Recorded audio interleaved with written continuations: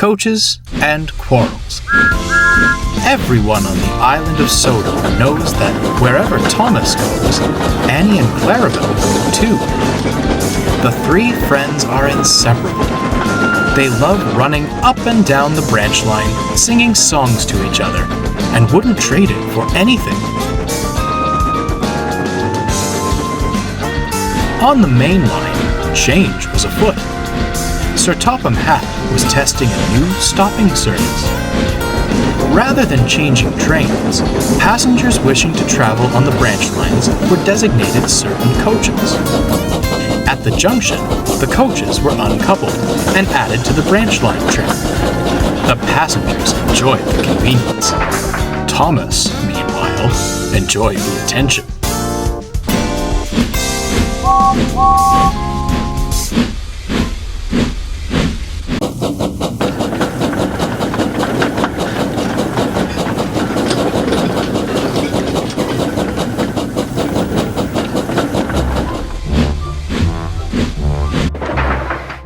It's only natural the fat controller would give me more responsibility, he boasted to Henry one day.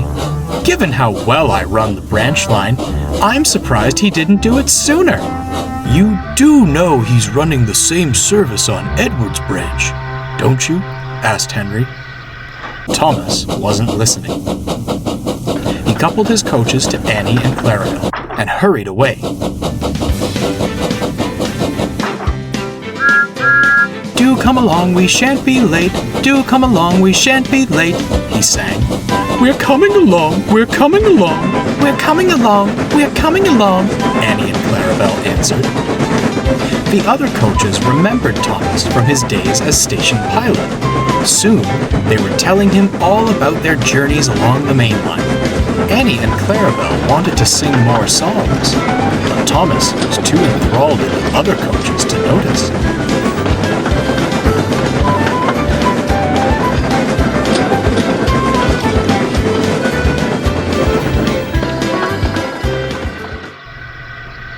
Later, Thomas shunted the coaches to the carriage shed, then stopped for a rest. As he slept, Annie and Clarabelle conversed.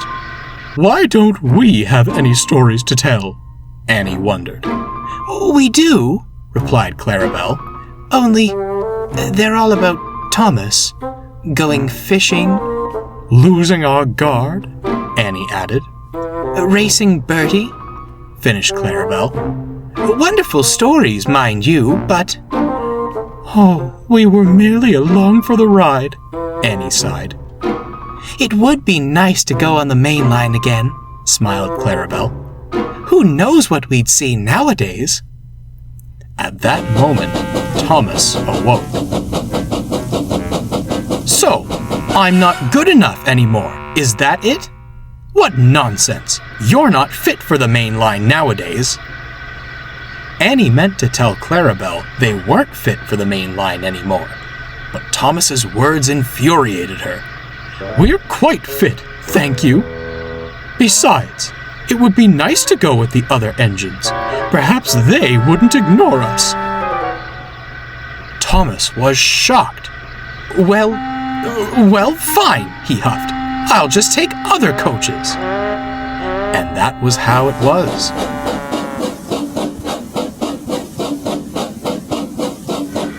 The next day, Annie and Clarabelle were added to James's stopping service, and Thomas used two of the old coaches. They said nothing to each other as they left the junction.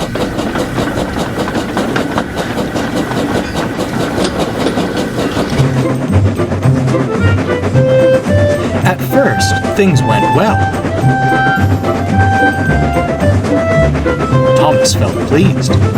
Do come along, we shan't be late, he sang. Do come along, we shan't... We won't be late, grumbled the first coach, if you focus on the line and stop that wretched singing. The second coach muttered in agreement. Thomas was speechless.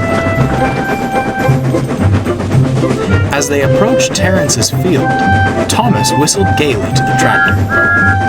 Not long after, Bertie rolled past, and Thomas whistled again.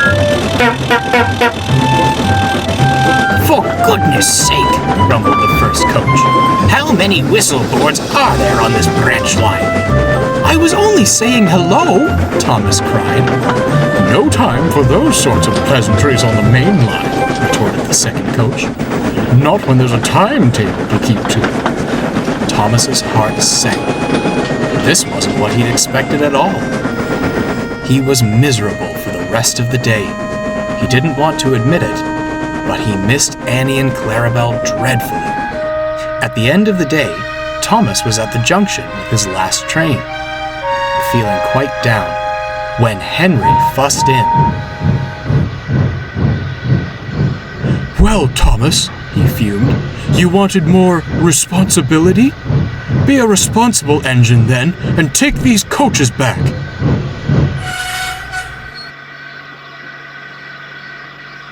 Thomas looked up. At the rear of Henry's train were Annie and Clarabelle. Silly things haven't stopped singing all day. Do come along or you'll be late. I've been on time all day, thank you. Thomas couldn't help but laugh. At once, he coupled the old coaches to Henry's train and took Annie and Clarabelle away. Henry huffed off indignantly. I'm sorry, you two, said Thomas sadly. I shouldn't have been so rude. My day has been dreadful, interrupted Annie sadly. Ours too. We missed you dearly, added Clarabelle. Those mainline engines treated us awfully.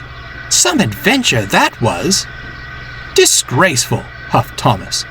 They should be so lucky to have you on their trains. The three friends stopped.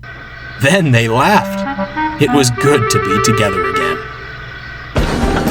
Thomas still takes other coaches along his branch line, but Annie and Clarabelle stick close behind him. They still bicker, as good friends do from time to time.